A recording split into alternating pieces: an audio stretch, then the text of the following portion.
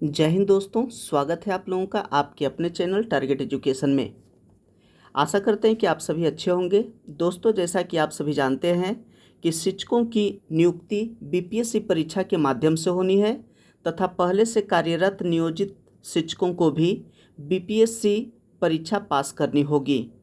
इसी का ख्याल रखते हुए आज मैं आप लोगों के लिए बीपीएससी द्वारा ली गई शिक्षक भर्ती परीक्षा का प्रश्न पत्र लेकर आया हूँ। इस वीडियो से यह पता चलेगा कि बीपीएससी किस प्रकार के प्रश्न को पूछता है। जी हाँ, बीपीएससी के द्वारा किस प्रकार का प्रश्न पूछा जाता है। इस वीडियो को शुरू से अंत तक जरूर देखें ताकि आने वाले बीपीएससी एग्ज़ाम में आप बेहतर अंक प्राप्त कर सके।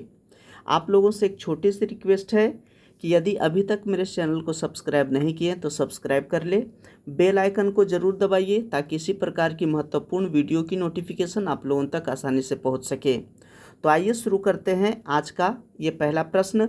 यह जो प्रश्न पत्र है द्वितीय प्राथमिक शिक्षक पीटी परीक्षा 23/5/1999 को ली गई थी बीपीएससी के द्वारा।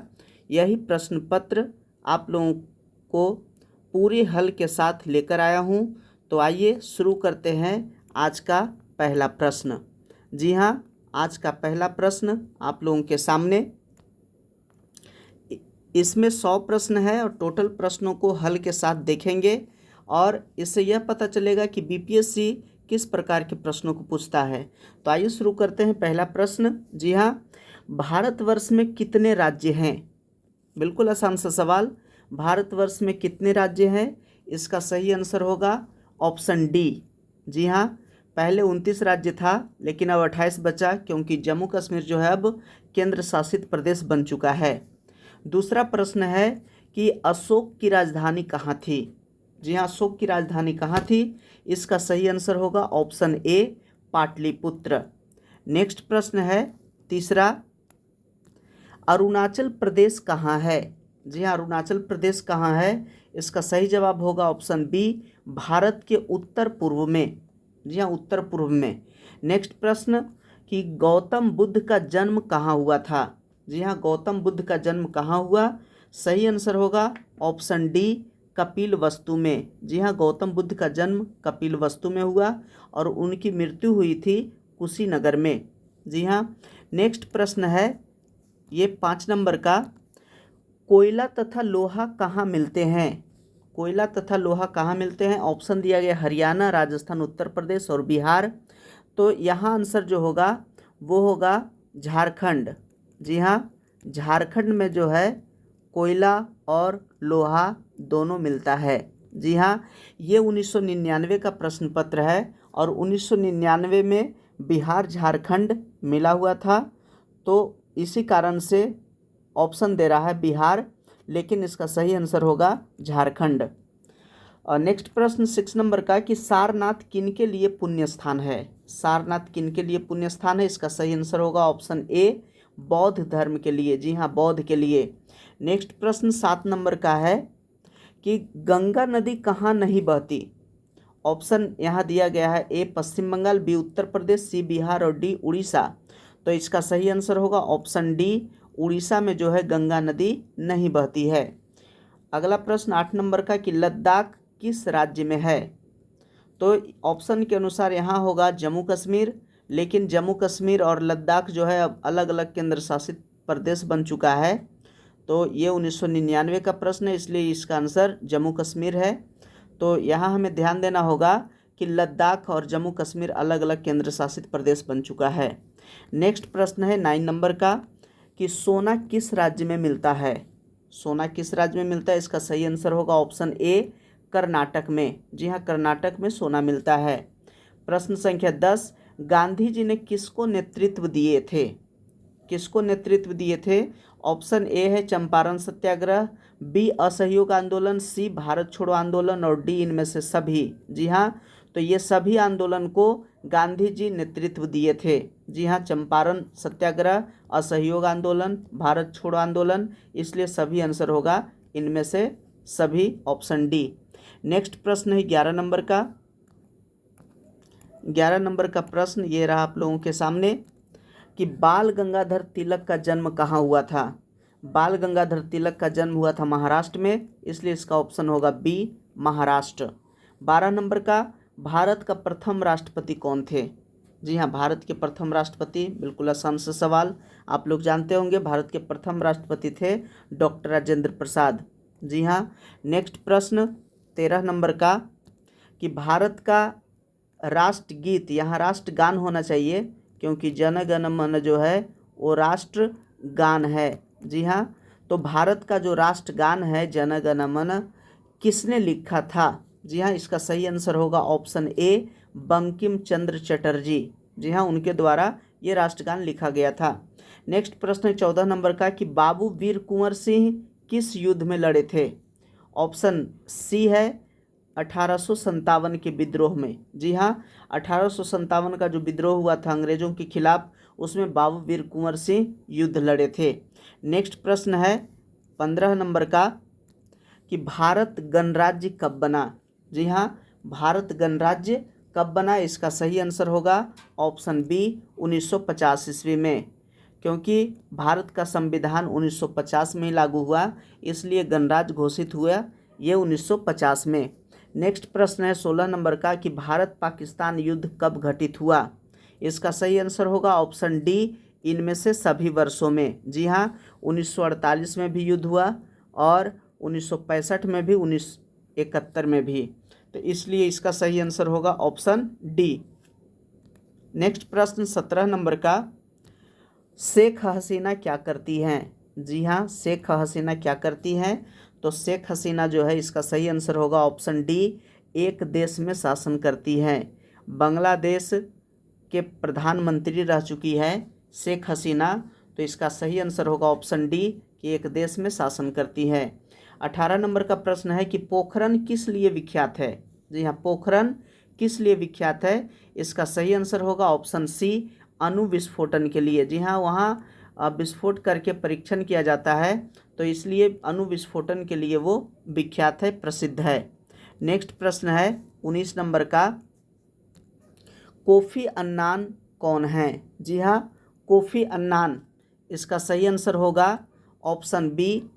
ऑप्शन बी, ये कोफी अन्नान जो हैं ये संयुक्त राष्ट्र संघ के सेक्रेटरी जनरल रह चुके हैं। जी हाँ, तो कोफी अन्नान संयुक्त राष्ट्र संघ के सेक्रेटरी जनरल, जी हाँ, ये 7वें सेक्रेटरी जनरल थे और 1997 से, जी हाँ, 1997 से लेकर के 2006 तक ये सेक्रेटरी जनरल रहे। जी हाँ, तो ये 1999 का प्रश्न पत्र है, तो इसलिए 1997 से 2006 तक थे, तो उसी समय इनका भी क्वेश्चन डाला गया था कि कोफी अन्नान कौन है, तो वो संयुक्त राष्ट्र संघ के सेक्रेटरी जनरल वो थे। नेक्स्ट प्रश्न है 20 नंबर का, कि कौन सा राज्य मधुबनी कला के लिए विख्यात है। जी हाँ, इसका सही आंसर होगा अपना बिहार। जी हाँ, बिहार जो है मधुबनी पेंटिंग कला के लिए विख्यात है। नेक्स्ट प्रश्न है 21 नंबर का, ये 21 नंबर का प्रश्न रहा आप लोगों के सामने, कि तमिल समस्या किस देश में है। तमिल समस्या किस देश में है, इसका सही आंसर होगा ऑप्शन सी। जी हाँ, श्रीलंका में है। तमिल समस्या श्रीलंका में है। नेक्स्ट 22 नंबर का, हिटलर किस देश के थे। जी हाँ, हिटलर किस देश के थे, इसका सही आंसर होगा ऑप्शन बी जर्मनी के। नेक्स्ट प्रश्न 23 नंबर का, दक्षिणी ध्रुव क्या है। दक्षिणी ध्रुव क्या है, इसका सही आंसर होगा ऑप्शन सी एक महादेश है। जी हाँ, दक्षिणी ध्रुव जो है एक महादेश है, क्योंकि अंटार्कटिका महादेश दक्षिणी ध्रुव में पड़ता है, इसलिए दक्षिणी ध्रुव जो है एक महादेश है। नेक्स्ट प्रश्न 24 नंबर का, कालिदास ने क्या लिखा था। इसका सही आंसर होगा ऑप्शन ए अभिज्ञान शकुंतलम। जी हाँ, अभिज्ञान शकुंतलम कालिदास के द्वारा लिखा गया था। नेक्स्ट प्रश्न है, और अभिज्ञान शकुंतलम जो है संस्कृत भाषा में लिखा गया था। नेक्स्ट प्रश्न 25 नंबर का, कि कोणार्क मंदिर कहाँ है। जी हाँ, कोणार्क मंदिर प्रसिद्ध मंदिर है और ये कहाँ है, इसका सही आंसर होगा ऑप्शन सी उड़ीसा में है। जी हाँ। नेक्स्ट प्रश्न 26 नंबर का, डॉक्टर सी वी रमन कौन थे। डॉक्टर सी वी रमन कौन थे, सही आंसर होगा ऑप्शन डी, एक विख्यात वैज्ञानिक थे। जी हाँ, सीवी रमन एक विख्यात वैज्ञानिक थे। नेक्स्ट प्रश्न है 27 नंबर का, रामचरितमानस किसने लिखा था? जी हाँ, रामचरितमानस को किसने लिखा? इसका सही आंसर होगा ऑप्शन ए, तुलसीदास ने। जी हाँ, तुलसीदास के द्वारा रामचरितमानस लिखा गया था। नेक्स्ट प्रश्न 28 नंबर का, राजगीर कहाँ है? जी हाँ, राजगीर कहाँ है? इसका सही आंसर होगा ऑप्शन डी, बिहार में है। जी हाँ, नालंदा जिला में ये राजगीर है, जहाँ गर्म जल जो है झरना, वहाँ गर्म जल का झरना है। नेक्स्ट प्रश्न है 29 नंबर का, कि ज्ञानपीठ पुरस्कार किस लिए दिया जाता है? ज्ञानपीठ पुरस्कार किस लिए दिया जाता है? इसका सही आंसर होगा ऑप्शन ए, साहित्य के क्षेत्र में। जी हाँ, ज्ञानपीठ पुरस्कार। नेक्स्ट है कि 30 नंबर का, कि भारत क्या है? भारत क्या है? ऑप्शन ए, एक गणराज्य, बी, एक संघ राज्य, सी, एक धर्मनिरपेक्ष राज्य, और डी, इनमें से सभी। तो इसका सही आंसर हो जाएगा डी, इनमें से सभी। नेक्स्ट प्रश्न है 31 नंबर का, कि अमर्त्य सेन को किस लिए नोबेल पुरस्कार दिया गया? जी हाँ, अमर्त्य सेन को किस लिए नोबेल पुरस्कार दिया गया? इसका सही आंसर होगा, जी हाँ, ऑप्शन बी, अर्थशास्त्र के लिए। अर्थशास्त्र के लिए अमर्त्य सेन को नोबेल पुरस्कार दिया गया था। नेक्स्ट प्रश्न 32 नंबर का, जमशेद जी टाटा ने क्या किया? जी हाँ, जमशेद जी टाटा ने क्या किया? इनका सही ऑप्शन होगा ऑप्शन ए, भारतीय उद्योग को प्रोत्साहित किया। जी हाँ, रतन टाटा भारतीय उद्योगों को प्रोत्साहित किया। नेक्स्ट प्रश्न है 33 नंबर का, कि हज करने के लिए मुस्लिम कहाँ जाते हैं? इसका सही आंसर होगा मक्का। जी हाँ, ऑप्शन बी, मक्का सही आंसर है। नेक्स्ट प्रश्न है 34 नंबर का, कि ओडिसी क्या है? जी हाँ, ओडिसी क्या है? इसका सही आंसर होगा ऑप्शन डी, ओडिसी एक नृत्य कला है। जी हाँ, ओडिसी एक नृत्य कला है। नेक्स्ट प्रश्न 35 नंबर का, संथाल लोग कहाँ रहते हैं? संथाल लोग कहाँ रहते हैं? इसका सही आंसर होगा ऑप्शन बी, बिहार में। देखिए दोस्तों, इसमें बहुत सारा प्रश्न जो है वो बिहार राज्य से संबंधित है, तो हमें बिहार राज्य से संबंधित प्रश्नों को भी देखना होगा। नेक्स्ट प्रश्न है 36 नंबर का। 36 नंबर का प्रश्न है, विश्वनाथन आनंद क्या खेलते हैं? जी हाँ, विश्वनाथन आनंद क्या खेलते हैं? सही आंसर होगा ऑप्शन ए, शतरंज। जी हाँ, शतरंज के एक प्रसिद्ध खिलाड़ी हैं विश्वनाथन आनंद। नेक्स्ट प्रश्न है 37 नंबर का, पंडित रविशंकर क्या हैं? जी हाँ, पंडित रविशंकर क्या है? इनका सही आंसर होगा ऑप्शन डी, एक विख्यात सितार वादक। जी हाँ, पंडित रविशंकर एक विख्यात सितार वादक हैं। नेक्स्ट प्रश्न है 38 नंबर का, बिरसा मुंडा कौन था? जी हाँ, बिरसा मुंडा कौन था? इसका सही आंसर होगा ऑप्शन बी, एक जनजाति विद्रोही। और आप लोग ये भी जानते होंगे कि बिरसा मुंडा को जनजाति समाज के लोग भगवान की तरह पूजा करते हैं, क्योंकि बिरसा मुंडा अंग्रेज़ों के साथ काफ़ी है जो विद्रोही भावना रखे और अंग्रेज़ों के साथ लड़ाई भी लड़े। नेक्स्ट प्रश्न है 39 नंबर का, भारत ने क्रिकेट विश्व कप कब जीता? जी हाँ, भारत क्रिकेट विश्व कप कब जीता? इसका सही आंसर होगा ऑप्शन सी, 1983 ईस्वी में। जी हाँ, 1983 में कपिल देव की कप्तानी में भारत विश्व कप जीता था, और दूसरा विश्व कप जीता 2011 ईस्वी में। जी हाँ, 2011 ईस्वी में भी भारत क्रिकेट का विश्व कप जीता महेंद्र सिंह धोनी के कप्तानी में। नेक्स्ट प्रश्न है 40 नंबर का, अर्जुन पुरस्कार किस लिए दिया जाता है? अर्जुन पुरस्कार किस लिए दिया जाता है? सही आंसर होगा ऑप्शन ए, खेल कूद के क्षेत्र में। नेक्स्ट प्रश्न 41 नंबर का, पंचवर्षीय योजना किससे संबंधित है? तो इसका सही आंसर होगा ऑप्शन ए, जी हाँ, भारतीय अर्थव्यवस्था से संबंधित है।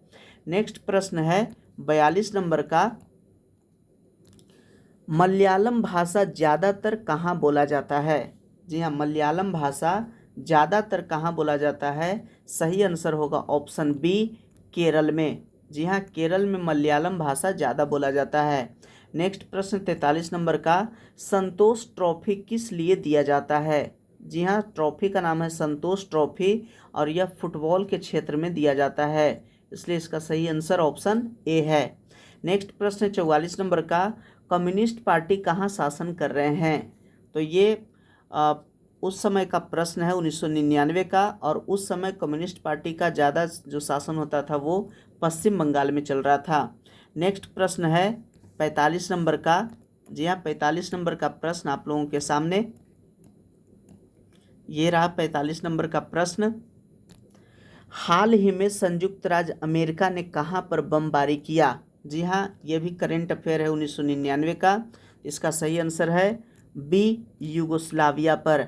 नेक्स्ट प्रश्न है 46 नंबर का, कुतुब मीनार कहाँ है? जी आप लोग जानते होंगे कुतुब मीनार कहाँ है।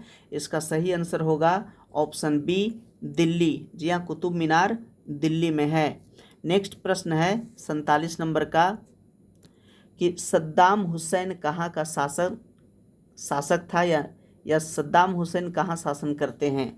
तो ये भी 1999 का करेंट अफेयर है, तो करेंट अफेयर पर भी हम लोगों को ध्यान देना होगा।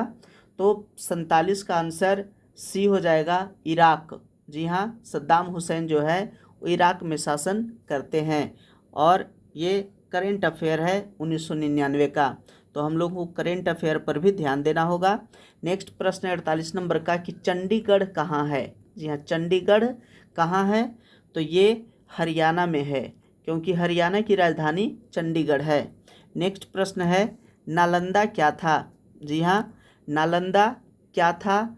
इसका सही आंसर होगा ऑप्शन सी, एक विश्वविद्यालय। जी हाँ, नालंदा जो है एक विश्वविद्यालय था।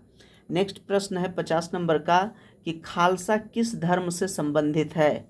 खालसा किस धर्म से संबंधित है? इसका सही आंसर होगा ऑप्शन ए, सिख धर्म से। जी हाँ। नेक्स्ट प्रश्न है 51 नंबर का, कि प्रकाश संश्लेषण के दौरान निकलने वाली गैस कौन सी है? प्रकाश संश्लेषण के दौरान, इसका सही आंसर ऑप्शन ए, क्योंकि ऑक्सीजन जो है वो प्रकाश संश्लेषण के दौरान निकलती है।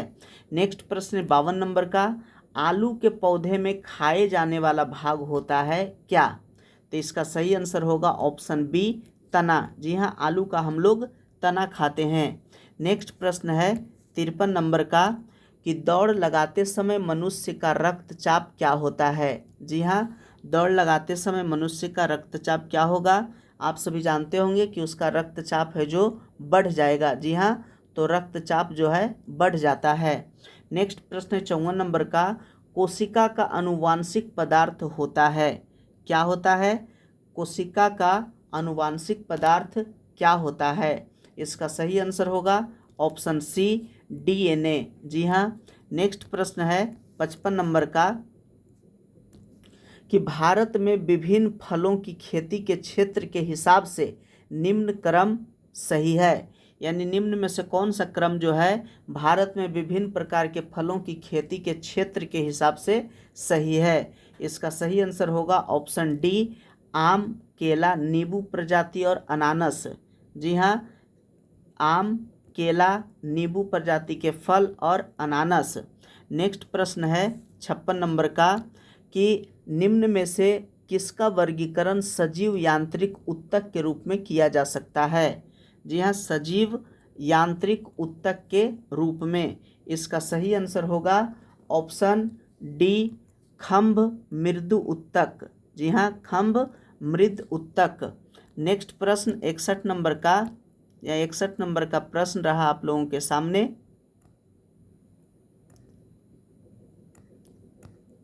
ये 57 नंबर का प्रश्न, सॉरी, ये 56 के बाद 57 नंबर का प्रश्न है, कि जो जीव अपना जैव भोजन संश्लेषण से बनाते हैं वे क्या कहलाते हैं? जी हाँ, जो जीव अपना जैव भोजन संश्लेषण से बनाते हैं वे क्या कहलाते हैं? तो वो कहलाता है स्वपोषी। जी हाँ, स्वपोषी कहलाता है। और मनुष्य जो है, हम लोग जो हैं वो परपोषी है। परपोषी जो होता है वो दूसरे जीवों पर निर्भर होता है, जैसे हम लोग दूसरे जीव पर निर्भर हैं, लेकिन पेड़ पौधा जो होता है वो अपने खुद पोषण करता है प्रकाश संश्लेषण के द्वारा, इसलिए स्वपोषी आंसर होगा पेड़ पौधों के लिए। नेक्स्ट है 58 नंबर का, किसान का परम सहायक है। किसान का परम सहायक कौन है? इसका सही आंसर होगा ऑप्शन सी, जी हाँ केचुआ, क्योंकि केचुआ को किसानों का मित्र कहा जाता है। नेक्स्ट प्रश्न है 59 नंबर का, कि हैजे के रोगाणु फैलाते हैं। हैजे के रोगाणु कौन फैलाते हैं? इसका सही आंसर होगा ऑप्शन बी, घरेलू मक्खी। जी हाँ, घरेलू मक्खी जो है वो हैजे के रोगाणु को फैलाते हैं। नेक्स्ट प्रश्न 60 नंबर का, निम्न वृक्ष की छाल से कुनैन प्राप्त होता है। यानी किस वृक्ष से कुनैन प्राप्त होता है? कुनैन जो है एक मलेरिया का दवाई है और यह सिनकोना नामक वृक्ष से प्राप्त होता है। नेक्स्ट प्रश्न 61 नंबर का, 61 नंबर का प्रश्न है कि निम्न में से कौन अमीबिक पेचिश पैदा करता है? तो अमीबिक पेचिश पैदा करता है जिसको कहते हैं एंटामीबा हिस्टोलिटिका। जी हाँ, ऑप्शन बी सही है, एंटामीबा हिस्टोलिटिका। नेक्स्ट प्रश्न है 62 नंबर का, या 62 नंबर का प्रश्न, निम्न में से कौन बच्चों को जन्म देता है? जी हाँ, बच्चों को जन्म कौन देता है? इसका सही आंसर होगा सशक। जी हाँ, ऑप्शन ए सशक, क्योंकि नाग जो है वो अंडा देता है, मेढक भी अंडा और छिपकली भी अंडा, इसलिए इसका सही आंसर होगा सशक। नेक्स्ट प्रश्न है 63 नंबर का, सबसे ऊंचा वृक्ष कौन है? जी हाँ, सबसे ऊंचा वृक्ष कौन है? इसका सही आंसर होगा ऑप्शन ए, यूकेलिप्टस। जी हाँ, यूकेलिप्टस जो है सबसे ऊंचा वृक्ष है। जी हाँ, सजीव वृक्ष में ऊंचा है। नेक्स्ट है 64 नंबर का, कि इंसुलिन उत्पादन की कमी से कौन सा रोग होता है? इंसुलिन उत्पादन की कमी से कौन सा रोग होता है? इसका सही आंसर होगा ऑप्शन बी, मधुमेह, और इसी को चीनी रोग और इसी को डायबिटीज भी कहते हैं, शुगर बीमारी। नेक्स्ट प्रश्न है 65 नंबर का, कि निम्न में से कौन सा प्राणी अब भारत में लुप्त हो चुका है? तो इसका सही आंसर होगा ऑप्शन ए, चीता। जी हाँ, चीता जो है अब लुप्त हो चुका है। नेक्स्ट प्रश्न है 66 नंबर का, कि निम्न में से किस दिन विश्व पर्यावरण दिवस मनाया जाता है? जी हाँ, विश्व पर्यावरण दिवस कब मनाया जाता है? इसका सही आंसर होगा ऑप्शन बी, 5 जून को। जी हाँ। नेक्स्ट प्रश्न है 67 नंबर का, कि भारत में विज्ञान दिवस 28 फरवरी को मनाया जाता है। इस दिन, जी हाँ, इस दिन क्या हुआ था?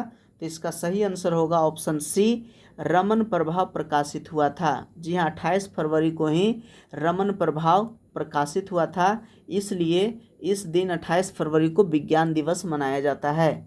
नेक्स्ट प्रश्न है 68 नंबर का, 68 नंबर का प्रश्न में है कि मनुष्य की त्वचा सूर्य के प्रकाश में कौन सा विटामिन बनाती है? जी हाँ, आप लोग जानते होंगे कि सूर्य के प्रकाश से विटामिन डी मिलता है, इसलिए इसका सही ऑप्शन होगा ऑप्शन डी, यानी कि विटामिन डी।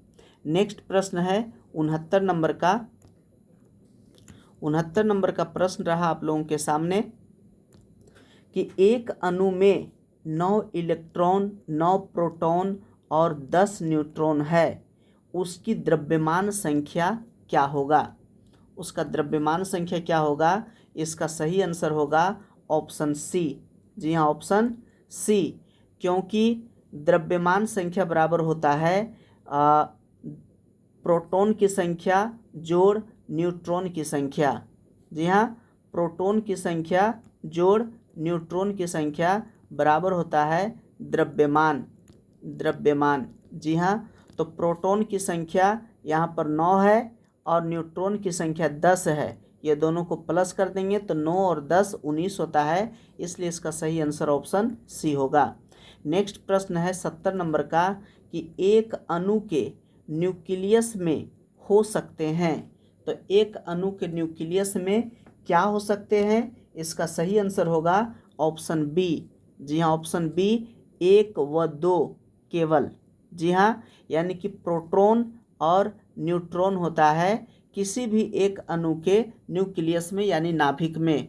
जी हाँ, नाभिक में प्रोटॉन और न्यूट्रॉन होता है। नेक्स्ट प्रश्न 71 नंबर का।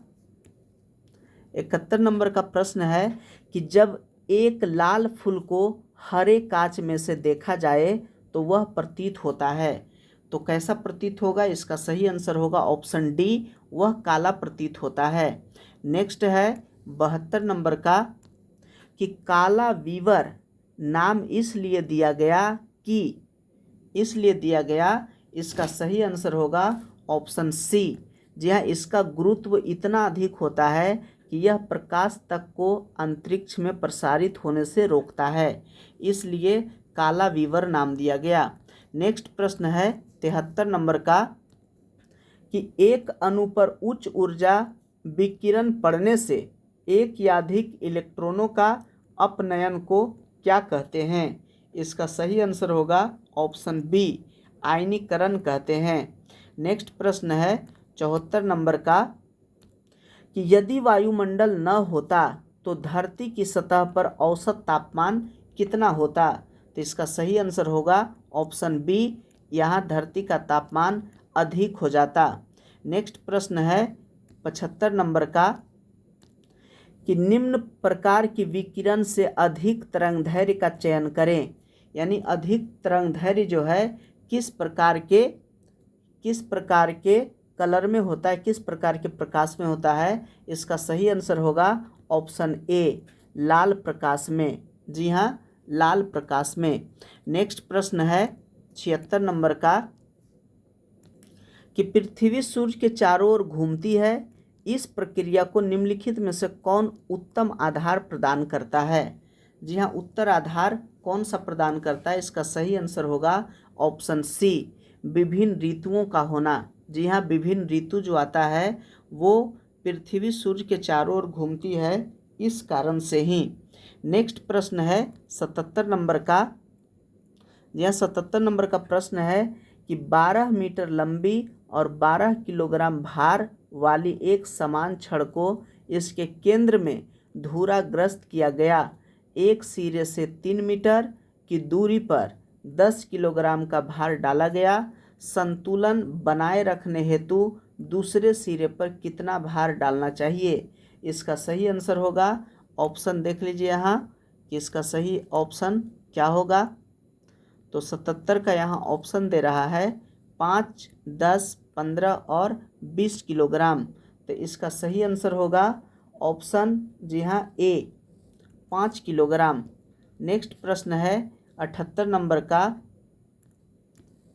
78 नंबर का प्रश्न है कि ब्राउनी गति का निम्नलिखित में से कौन सा कथन निर्देशन करता है? जी हाँ, ब्राउनी गति को कौन सा कथन जो है वो निदर्शन करता है? इसका सही आंसर होगा ऑप्शन सी, द्रव में सूक्ष्म कणों की यादृच्छिक गति। जी हाँ। नेक्स्ट प्रश्न है 79 नंबर का, निम्नलिखित में से कौन सही नहीं है? अथवा कांच जैसे माध्यम में प्रकाश की गति क्या होता है? इसका सही आंसर होगा, जी हाँ, निम्नलिखित में से कौन सा सही नहीं है? इसको देख लेते हैं। ऑप्शन ए है स्रोत की प्रकृति पर निर्भर नहीं करती, बी है जब माध्यम समस्थानिक हो तो प्रसारण की दिशा पर निर्भर नहीं करती, ऑप्शन सी है कि प्रकाश की तीव्रता पर निर्भर नहीं करती, जो प्रकाश जो है तीव्रता पर निर्भर नहीं करती। नेक्स्ट है कि प्रकाश के तरंगदैर्घ्य पर निर्भर नहीं करती। तो इसका सही कन्फर्म आंसर हमें नहीं पता है, इसलिए हम माफ़ी मांगते हैं इस क्वेश्चन के लिए, क्योंकि गलत बताना वो ज़्यादा दिक्कत होगा नहीं बताने से, इसलिए इस प्रश्न का आंसर हम नहीं बता पा रहे हैं। नेक्स्ट प्रश्न को देखते हैं 80 नंबर का। गलत हम नहीं बताएंगे, जी हाँ, जो प्रश्न का आंसर नहीं आएगा वो नहीं बताएंगे।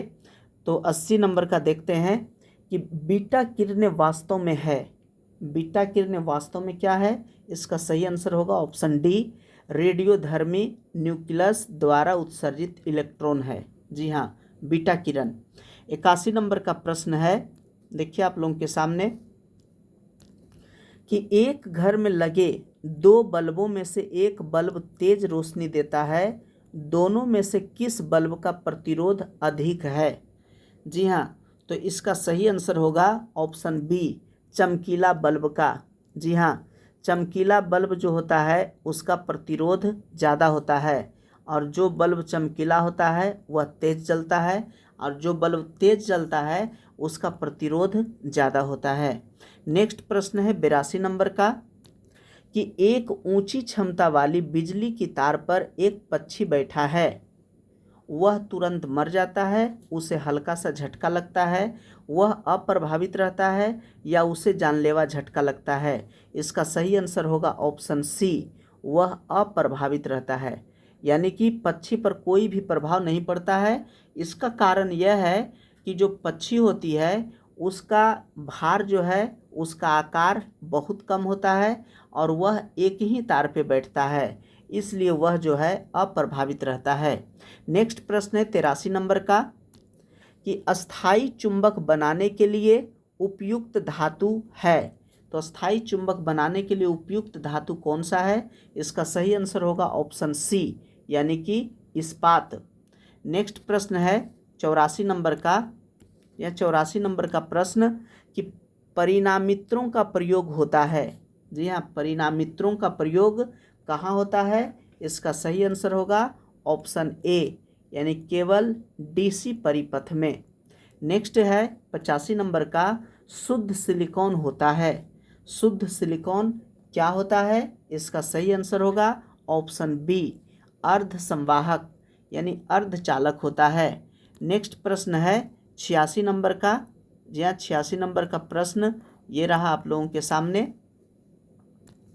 सौर कोशिका में प्रयुक्त होने वाला पदार्थ क्या है? जी हाँ, सौर कोशिका में प्रयुक्त होने वाला पदार्थ, इसका सही आंसर होगा ऑप्शन ए, सिलिकॉन। जी हाँ, आप लोग जानते होंगे कि सौर सेल में सिलिकॉन रहता है। नेक्स्ट है 87 नंबर का, कि निम्न में से कौन आदर्श धातु है? जी हाँ, आदर्श धातु इनमें से कौन सा है? इसका सही आंसर होगा ऑप्शन डी, स्ट्रोंशियम। जी हाँ, स्ट्रोंशियम जो है एक आदर्श धातु है। नेक्स्ट है 88 नंबर का प्रश्न, जल की कठोरता मापा जाता है किससे? जी हाँ, जल की कठोरता किससे मापा जाता है? तो इसका सही आंसर होगा ऑप्शन ए, लेकिन ऑप्शन ए जो दिया गया है ये इसका जो लिखाता है वो होता है EDTA। जी हाँ, EDTA। ई से होता है एथिलीन, जी हाँ एथिलीन, और डी से होता है डायमाइन। जी हाँ, डायमाइन, और टी से होता है टेट्रा एसिटिक। जी हाँ, टेट्रा एसिटिक, एसिटिक, और फिर ए से होता है अम्ल, ए से अम्ल। तो ये जो तरीका है EDTA, इस तरीका से जल की कठोरता मापा जाता है। नेक्स्ट प्रश्न है 89 नंबर का, कि रेडियोधर्मिता का आविष्कार निम्न में से किसने किया? जी हाँ, रेडियोधर्मिता का आविष्कार निम्न में से किसने किया? सही आंसर होगा ऑप्शन सी, हेनरी बेक्वेरल ने। जी हाँ, हेनरी बेक्वेरल ने। 90 नंबर का प्रश्न है, कि एक रेडियोधर्मी तत्व की अर्धायु 20 मिनट है, उसकी 1 ग्राम मात्रा को 0.25 ग्राम हेतु उसमें कितना समय लगेगा? जी हाँ, कितना समय लगता है? सही आंसर होगा ऑप्शन बी, 40 मिनट। नेक्स्ट है 91 नंबर का, कि फिटकरी गंदले पानी को शुद्ध करती है। फिटकरी जो है गंदले पानी को शुद्ध करती है। इसका सही आंसर होगा ऑप्शन ए, स्कंदन के द्वारा। नेक्स्ट प्रश्न 92 नंबर का, प्रतिरक्षी होते हैं। प्रतिरक्षी क्या होते हैं? इसका सही आंसर होगा ऑप्शन बी, प्रोटीन। प्रोटीन जो होता है वो प्रतिरक्षी होता है। 93 नंबर का प्रश्न है, कि नवल्जीन एक साधारण क्या है? जी हाँ, तो नवल्जीन जो है एक पीड़ाहारी दवाई है। जी हाँ, पीड़ाहारी दवाई है, उससे वो दर्द को दूर करने वाला दवाई है नवल्जीन। नेक्स्ट है, कि नायलॉन क्या है? जी हाँ, नायलॉन क्या है? इसका सही आंसर होगा ऑप्शन बी, पॉलीएमाइड है। जी हाँ, नायलॉन जो है पॉलीएमाइड है। नेक्स्ट प्रश्न है 95 नंबर का कि कोशिकाओं में ऊर्जा संचित रहती है।